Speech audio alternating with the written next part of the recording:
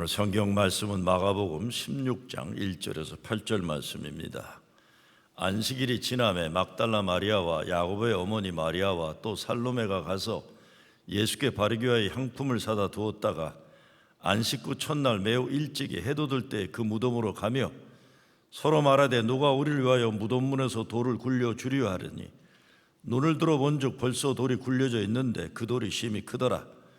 무덤에 들어가서 흰옷을 입은 한 청년이 우편에 앉은 것을 보고 놀라매 청년이 이르되 놀라지 말라. 너희가 십자가에 못 박히신 나사렛 예수를 찾는구나. 그가 살아나셨고 여기 계시지 아니하니라. 보라, 그를 두었던 곳이니라. 가서 그의 제자들과 베드로에게 이르기를 예수께서 너희보다 먼저 갈릴리로 가시나니 전에 너희에게 말씀하신 대로 너희가 거기서 배우리라 하라는지라. 여자들이 몹시 놀라 떨며 나와 무덤에서 도망하고 무서워하여 아무에게 아무 말도 하지 못하더라. 아멘.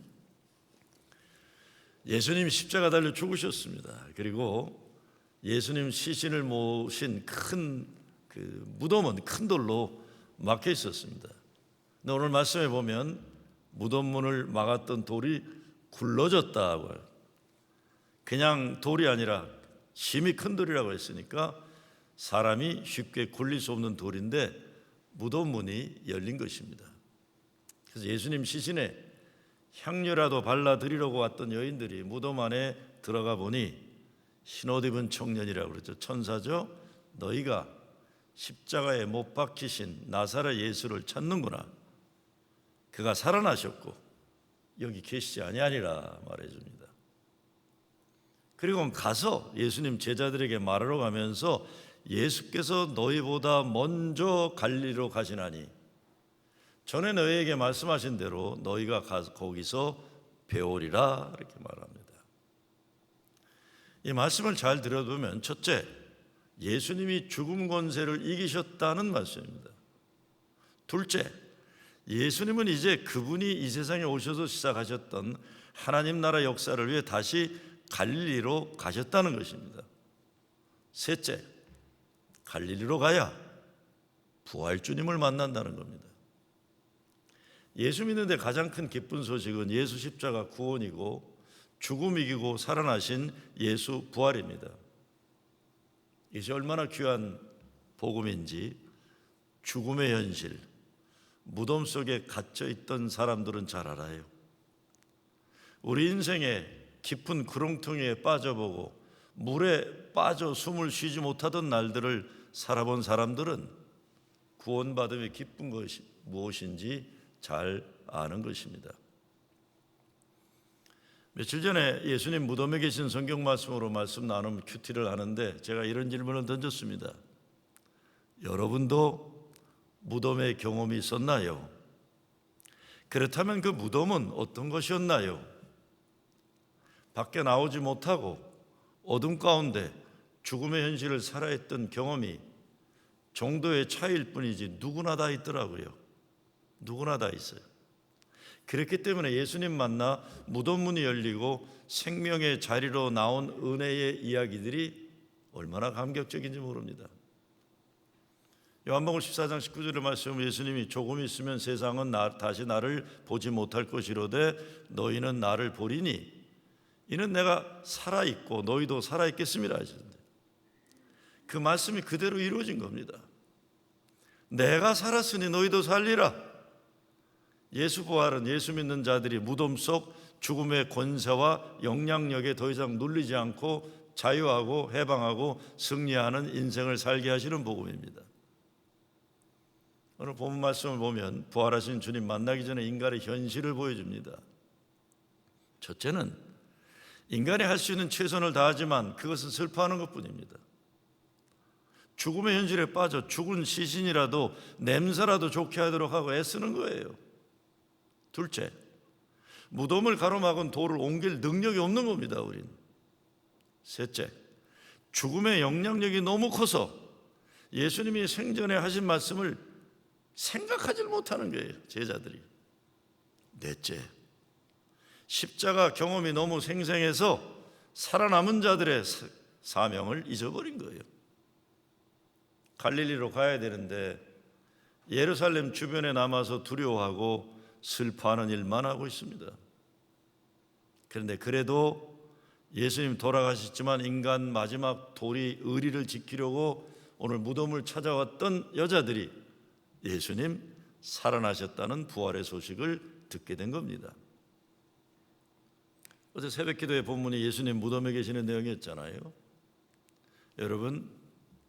여러분들도 무덤에 갇혀 있은 적 있으시죠? 이제 죽었구나, 이제 끝났구나, 나올 길이 없고 살아날 방도가 없는 현실이었습니다. 큰 돌이 막혀 있어서 내 힘으로는 다시 살아날 수 없는 무덤을 살아야 했던 시간들입니다. 예수 십자가 죽음은 눈으로 보고 몸으로 느낀 너무도 확실한 사실이지만 부활의 약속은 믿음으로만 붙잡을 수 있는 것이었습니다. 제가 사실 어렸을 때요, 어리지도 않았죠. 19살 때 제 아버님이 돌아가셨어요. 근데 믿어지지가 않아요. 아버지가 돌아가셨다는 게. 저희 어머님한테는 말씀을 못 드리고 몰래 아버지 무덤을 찾아간 적이 있어요. 혹시 다시 살아나지 않았을까? 무슨 말인지 아시겠어요? 혹시 우리 아버지 다시 살아나지 않을까? 죽음이 너무 생생한데 부활은 믿음으로만, 십자가에서 죽음은 눈으로 봤고 온몸으로 슬프고 아파한 천하에 공개된 사실이에요. 그런데 믿음이 아니면 볼 수 없는 예수님 약속하신 부활의 새벽이 오지 않은 무덤의 현실, 여러분도 다 나름대로 경험하셨을 거예요. 그런데 오늘 말씀은 무덤이 비었다 이렇게 증거합니다. 그러니 이제는 무덤의 영향력에서 벗어나라는 것입니다. 때로는 삶의 현실이 무덤 속보다 치열하고 힘들 수 있습니다. 그것만이 아니라 어떤 때 사람들은 아픔과 슬픔 있는 사람들을 무덤 속에 자꾸 집어넣으려고 해요. 못된 인간들 많아요. 거기가 너가 있을 곳이다, 너는 무덤에서 나오지 말라, 자꾸 밀어넣어요. 무덤 속으로 집어넣고도 모자라서 큰 돌을 앞에 놔버립니다. 그리고 밖에서 욕을 하고 저 사람들은 자기들이 잘못했기 때문에 벌 받는다고 그러는 거예요. 근데 오늘 성경 말씀이 우리에게 주는 말씀은 이런 못된 짓 하는 인간들 가만 놔두지 말라는 겁니다. 과감하게 거부하라는 거예요. 아니다, 나는 부활하신 주님과 함께 무덤을 나왔다, 네가 뭔데 나를 무덤에 다시 집어넣느냐, 담대하게 외치고 그렇게 살라는 겁니다. 교회도 못된 사람들 얼마나 많아요. 어떤 못된 교인이 제게 그럽니다. 목사님, 저 여자 울고 다녀도 시원치 않은데 왜 웃고 다녀요? 그래요. 목사님, 저 사람은 고개 숙이고 기주고 살아야 되는 거 아니에요? 다른 거 아닙니다. 자기가 볼 때 그 사람 인생 불행해야 되는데 교회 와서도 불행한 얼굴하고 다니기를 바라는데 이게 아니니까 꼴보기 싫다는 거예요. 남편 세상 떠난 여자가 웃는 것 보면 싫다는 겁니다. 자기가 볼 때 별별 없는 사람들, 가진 건 없는 사람들이 찬양하면서 행복한 모습으로 사는 것 보기 싫다는 거예요. 자기 자식은 잘났다고 생각하는데 별로 잘난 것 없는 자식 가진 부모들이 교회 와서 고개 들고 살지 말라는 겁니다. 그래야 속이 시원하다는 거예요. 사람을 무덤으로 몰아내으려는 못된 심성들이 있는데 이런 인간들의 못된 언행 과감하게 거부해야 됩니다. 예수님 죽음 권세 이기고 사셨으니 나도 산다, 나는 산다, 네가 뭐래도 나는 산다, 행복하게 산다. 지난 사순절 기간 코로나 사태로 인한 어려움도 있었지만 제 인생에 참 드라마틱하다는 생각을 하게 만드는 몸과 마음을 피곤하게 하는 일들이 있었습니다. 근데 저는 목사잖아요. 내 인생에 어떤 일이 벌어져도 성경 말씀을 가지고 하나님 말씀을 저는 준비해야 됩니다. 그래서 오늘 새벽에 부활주일 설교를 점검하는데 참 신기해요. 제 마음 깊은 곳에서 노래가 나왔어요. 사실 내 삶의 현실을 생각하면 이 풍진 세상을 만났으니 뭐 이렇게 노래 불러도 돼요. 기가 찬 인생의 현실이 있으니까요. 그런데 제 삶의 현실과는 전혀 다른 역설적인 예수님의 위대하신 사랑과 은혜, 구원하심의 위대함을 찬양하는 찬송이 제 바닥에서부터 나오기 시작했어요. 면류관 가지고 주 앞에 들이세, 저 천사 기쁜 노래가 온 땅에 퍼지네. 내 혼아 깨어서 주 찬송하여라. 온 백성 죄를 속하신 만왕의 왕일세. 면류관 가지고 주 앞에 들이세. 그 손과 몸의 상처가 영광 중 빛나네. 하늘의 천사도 그 영광 보고서 고난의 신비 알고자 늘 흠모하도다. 아마 누가 봤으면 미쳤다고 했을 거예요. 혼자 신나서 사무실에서 성가대도 내가 대신하고 오케스트라까지 동원해가지고 막 이것까지 초대면서 부활하신 우리 주님께 찬양을 올려드렸습니다. 면류관 가지고 주 앞에 드리세요. 오늘 2021년도 부활주일 예배를 드린 여러분 모두는 그냥 우연히 이 자리에 있는 것이 절대 아닙니다. 여러분 모두 나름대로의 죽음의 권세를 이기고 믿음의 승리자로 이 자리에 하나님 예배하시고 인도하심 있어서 이 자리에 있는 거예요. 하나님 여러분의 삶을 죽음에서 생명으로 옮겨 놓으셨기 때문에 무덤 문을 열어놓으셨기 때문에 예배의 백성으로 오늘 이렇게 존재하는 것입니다. 윌리엄 게드라는 사람이 쓴 살아계신 주, 아까 우리 아이들이 불렀죠? 우리가 폐회 노래로 오늘도 부르게 되겠지만 주 하나님 독생자 예수여 날 위하여 오시었네. 후렴 부분에 이렇게 돼 있어요. 살아계신 주 나의 참된 소망 걱정 근심 전혀 없네. 오 나의 주 날 용서하사 영원한 생명길로 날 인도하셨네. 근데 영어의 원문을 직역해 보면 이렇게 됩니다. 그가 살아계시니 나는 내일을 맞이할 수 있네. 그가 살아계시니 나의 모든 두려움이 사라지네. 내 주님이 나의 미래를 주정하심을 나는 아네. 그가 살아계시기에 내 인생은 살만한 가치가 있네.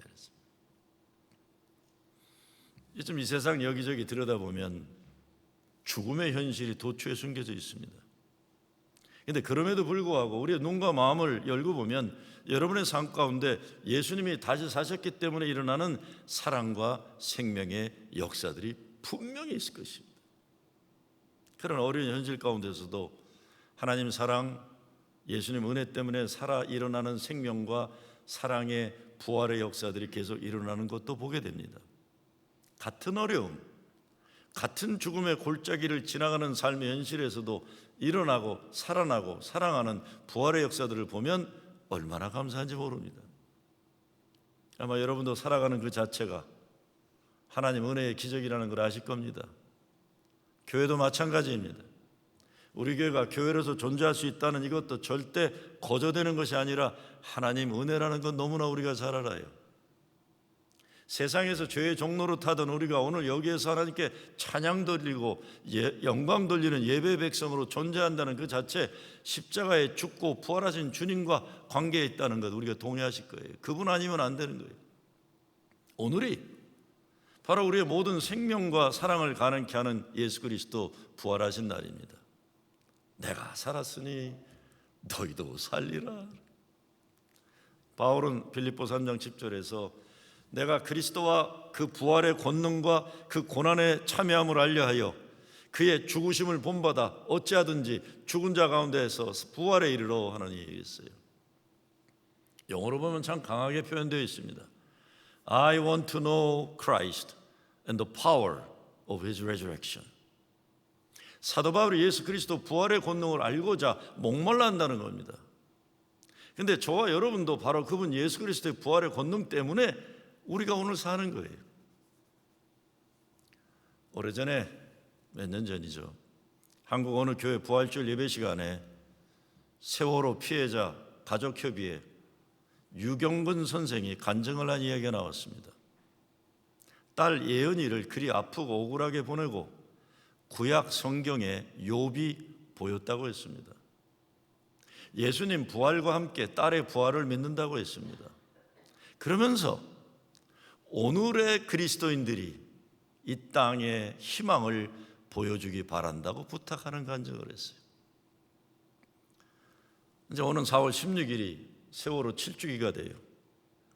그 생각하면 너무나 감사한 간증이면서 이런 아픔과 슬픔 가운데 교회가 소망이 되어달라는 부탁도 무척이나 아픈 도전이 아닐 수 없습니다. 이것이 바로 부활하신 주님을 만나려면 갈릴리로 가야 한다는 말씀의 핵심입니다. 이런 믿음의 삶이 가능하려면 부활하신 주님이 내 안에 살아야 됩니다. 부활은 신비예요. 나를 사랑하신 하나님, 내 죄를 사하기 위해 십자가 달리신 예수님 은혜가 신비듯이 부활도 신비입니다. 믿음이 아니면 살아낼 수 없어요. 그러니까 자꾸 과학적으로 수학적으로 철학적으로 증명하러 애를 쓰면 쓸수록 부활의 능력이 약화되는 겁니다. 오래전에 제가 애틀랜타 섬겼던 교회에서 교회 예배 주최 부활절 새벽 예배가 열렸는데 설교를 맡은 목사가 너무 오랜만에 마이크를 잡았는지 진짜 1시간 설교하더라고요. 저는 앉아서 졸답게도 똑같은 설교 계속하고 있어요. 참지 못한 우리 교회 청년 하나가 남들 들으라고 하는 소리가 들려왔어요. 야, 조 목사님은 예수님 부활하신 걸 아직 못 믿으시나 봐. 우리는 부활하신 주님 만나 축하하고 기뻐하기 위해서 왔는데 자꾸 믿으라고 저렇게 소리를 지르듯이 그래요. 자꾸 믿으라고 소리를 지르니까 그 청년 생각에 저 사람은 안 믿나 보다 생각한 거예요. 부활은 노래하는 겁니다. 믿고 감사하고 그러는 거예요. 사셨네, 사셨네, 예수 다시 사셨네. 찬양할 때 내 삶에 부활하신 주님이 다시 사는 겁니다. 각 교단마다 18번 찬송이 있습니다. 고신이나 이런 합동 같은 보수 장로교회는 환난과 핍박 중에도 성도는 신앙 지켰네. 이 신앙 생각할 때 기쁨이 충만하도다. 옥중에 매인 성도나 양심은 자유 얻었네. 우리도 고난받으면 죽어도 영광되다. 이게 보수 장로교인들이 좋아하는 찬송이에요. 그런가 하면 기독교 장로 기장과 같은 진보교단은 좋아하는 찬송이 있어요. 그게 뭡니까? 장로님 아시죠? 어두운 밤 마음에 잠겨 역사의 어둠 짙었을 때에 계명성 동쪽에 밝아 이날에 이 나라 여명이 왔다. 고요한 아침의 나라 빛 속에 새롭다. 이 빛 삶 속에 얽혀 이 땅에 생명탐 놓아간다. 김재준 목사님이 찬송이죠. 근데 저와 여러분이 속한 감리교인들은요, 전통적인 감리교는 옛날에는 모든 모임의 시작에 앞서 만입이 내게 있으면 그 있다 가지고 내 구주 주시는 종을 늘 찬송하겠네. Oh, for 1,000 tongues to sing. 내 은혜로우신 하나님 날 도와주시고 그 크신 영광 널리 펴 다 알게 하소서. 그런데요, 어느 교단이건 모두 한마음 한입으로 부르는 가장 중요한 찬송은 예수 부활의 노래입니다. 주님께 영광 다시 사신 주 사망 권세 모두 이기셨네. 주님께 영광 다시 사신 주 사망 권세 모두 이기셨네. 제가 지금보다 많이 젊었을 때는, 지금도 젊지만 지금은 조금 딸리는 나이가 되긴 했습니다. 정말 설교를 온몸으로 하려고 몸부림치면서 설교 준비를 했어요. 교회는 50명도 안 되는 교회인데도 진짜 몸부림치면서 설교했어요. 그래서 시카고에서 목회할 때 항상 부활주일 전날은 공동묘지에 가서 설교 준비를 했어요. 공동묘지. 죽음의 의미를 깊이 몸으로 느끼면서 예수님 죽음을 생각하고, 그래야 새벽 미명에 올라오는 아침에처럼 부활의 감격이 몸으로 느낀 설교를 하게 돼. 야무진 생각으로. 그러다가 어느 날 이제 공동묘지 그만와야겠다 했던 경험이 있습니다. 우리 집 아이들이 어렸을 때인데 부활주일 전날 토요일 공동묘지가 뭘 좀 느껴보려고 해도 날씨가 얼마나 좋은지 자꾸 졸음이 와요. 햇빛이 너무 좋고 공동묘지가 또 시카고는 얼마나 아름다운지 몰라요. 배도 고프고 에이 안 되겠다고 집으로 가서 차에서 내리는데 밖에서 놀던 우리 애들이 막 달려오더니 아빠 하고 달려. 다리를 붙잡고 늘어지고 한 놈은 내 어깨에 올라타고 손을 잡고 애들이 좋아서 어쩔 줄 몰라요. 그 순간 제가 깨달은 게 있어요. 예수님 부활에 대해 천사들이 말했던 것처럼 살아있는 부활의 주님을 왜 죽은 자들 속에서 찾으려고 했었을까 하는 거예요. 살아있는 주님을 왜 죽은 자 가운데 찾으려 했을까? 아마 여러분들도 부활의 증거를 찾으려면 여러분 자신을 보면 될 것이고 여러분 자녀들을 보면 될 것입니다. 우리가 이렇게 살아있다는 그 자체가 부활하신 주님이 우리와 함께 계시기에 가능한 사랑과 은혜의 역사입니다. 정말 매주일 우리를 살려주신 하나님, 우리와 함께 살아계신 하나님 사랑과 은혜 때문에 이 자리가 가능한 것입니다. 아주 오래전 역시 시카고에서 목회할 때 미시간 호수에 나가서 제가 개척한 교회인데 연합집회 가고 싶지도 않아서 미시간 호수에 나가서 교인들과 함께 새벽 부활맞이 예배를 드리면서 새벽에 설교를 하는데 갑자기 해가 쫙 떠오르는 거예요. 감동을 받아서 제가 이렇게 설교해요. 여러분, 오늘 부활의 새벽 떠오르는 저 해를 보십시오. 그 막 감동받아서 설교하는데 그 앞에 계시던 나이 많은 권사님이 설교하는데 한마디를 하시더라고요. 제가 설교하는 도중에 아이고 목사님, 난 설교하고 있는데 우리는 일찍 일어나서 일하러 가느라고 매일 봤어요 저 해. 목사님 새벽에 늦게 일어나니까 못 보셨나 봐 그러시는 거예요. 그게 설교하다 말고 나도 웃고 교인들은 깔깔대고 웃고. 근데 그 권사님 말씀이 맞는 말이에요, 그렇죠? 새벽 깊은 미병이 아무리 깊어도 하나님은 어김없이 해를 올려주셨어요. 우리가 잠자고 있어서 못 본다고 해가 안 떠오르지 않는 거예요. 그래서 예수님이 세상은 보지 못하지만 너희가 내가 사는 것을 보리라 말씀하신 거예요. 내가 살았으니 너희도 살리라. 지난 1년여 코로나로 모든 것이 막히고 다치고 아프고 죽어가는 세계적인 고난의 시간이었지만 하나님은 우리 교회 1년 가운데 작고 큰 구석구석 엄청난 하나님 사랑과 은혜의 역사들이 일어나게 하셨습니다. 하나님 은혜를 생각하면 힘이 나고 사는 맛이 있는 겁니다. 그리고 솔직히 오늘 설교를 준비하면서 정말 살아있기 어려울 것 같은 삶의 현실에서 살아가고 살아계신 여러분을 생각해 보면서 감사하고 또 감사했습니다. 아무리 큰 인생에 대한 좌절과 절망 가운데 어려움을 겪어야 해도 인생의 어려움에도 불구하고 여러분 예배드리러 오시잖아요. 여러분을 생각하면 힘이 나는 겁니다. 누가 제게 부활을 어떻게 증명할 것이냐 물으면 저는 여러분 이야기를 하겠어요. 죽어가던 삶, 죽은 것 같았던 인생에서 죽음에 짓눌려 있던 삶에서 예수님 사랑과 은혜 때문에 여러분들이 일어나고 살아나신 그것이 제게 예수님이 보여주신 부활의 증거입니다. 여러분이 주일날 예배드리러 오시는 그게 저한테는 부활의 증거예요. 그분이 사셨기에 우리가 살고 그분이 살려주셔서 여러분이 살고 계신 겁니다. 오늘 말씀에서 무엇보다 중요한 것은 예수님은 부활하시고 갈릴리로 가신다는 거예요. 이제 정말 교회가 예루살렘 주변 기웃거리면서 세상 권력과 물질 욕심내거나 아니면 어떤 비굴한 모습 보이는 거 그만해야 됩니다. 그러다가 정말 교회 완전히 망합니다. 갈릴리로 가야 돼요. 갈릴리는 예수님이 제자들을 모아 하나님 나라 운동을 시작한 첫사랑의 땅입니다.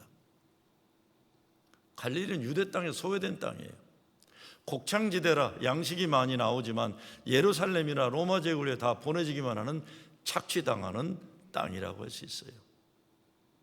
예수님은 여기에서 막달라 마리아를 만나 하나님의 사랑이 뭔지 가르쳐 주시고 여기에서 삭개오를 만나 거룩한 삶이 무엇인지 보여주시고 여기에서 병자들을 고쳐주시고 여기에서 사람을 가르치시고 여기에서 죽은 나사로를 살리고 사랑한 사람들을 사랑한 그 땅으로 가셨어요.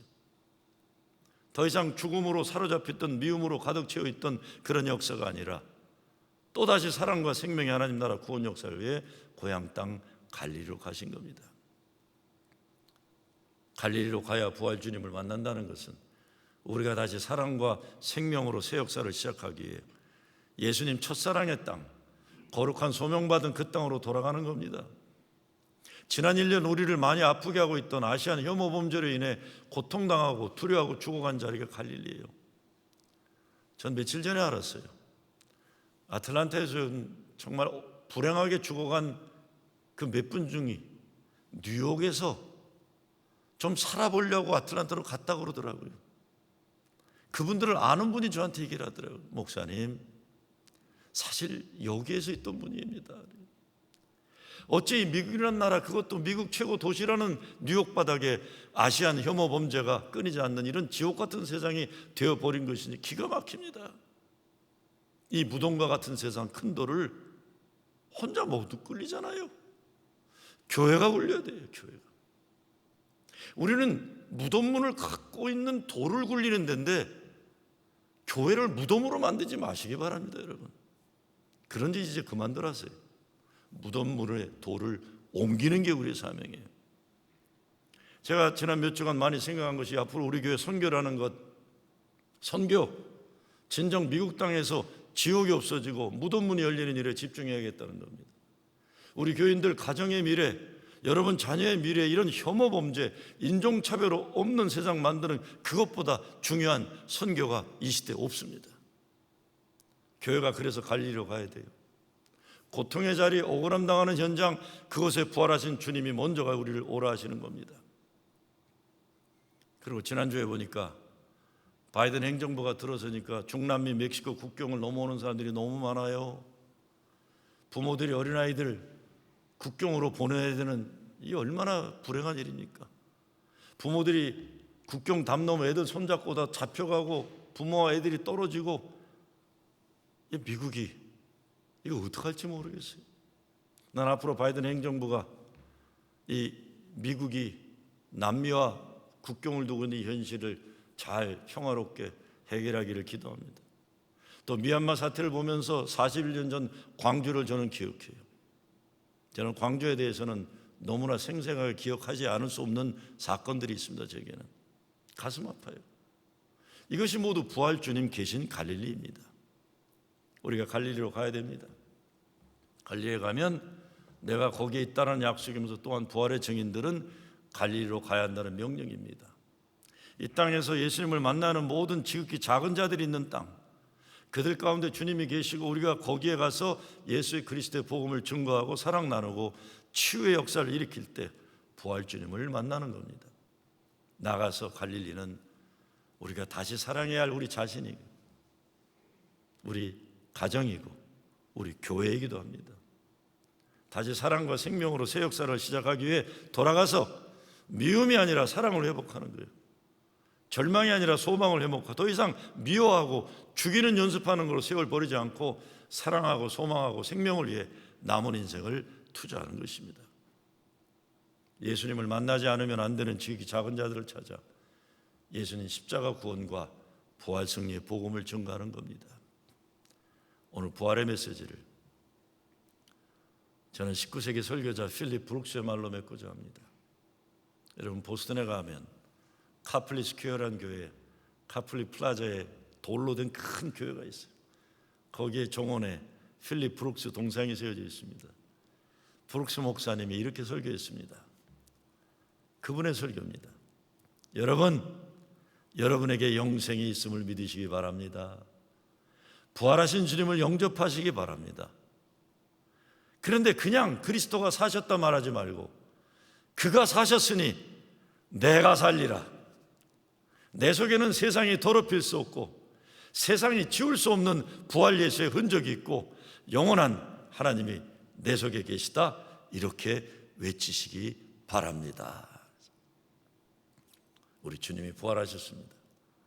여러분의 무덤 돌이 굴러져 활짝 열리고 갈릴리에서 부활 주님 만나 부활 승리 거룩한 소명 가지고 살아가는 여러분 되시길 주의 이름으로 축원합니다. 감사합니다. 하나님, 우리의 무덤 문을 열어주시니 감사합니다. 더 이상 무덤 속에 들어가지 않게 하시고 생명의 땅, 사랑의 땅, 소망을 향해 먼저 가신 갈릴리로 가게 하여 주시옵소서. 예수 그리스도의 이름으로 기도드리옵나이다. 아멘.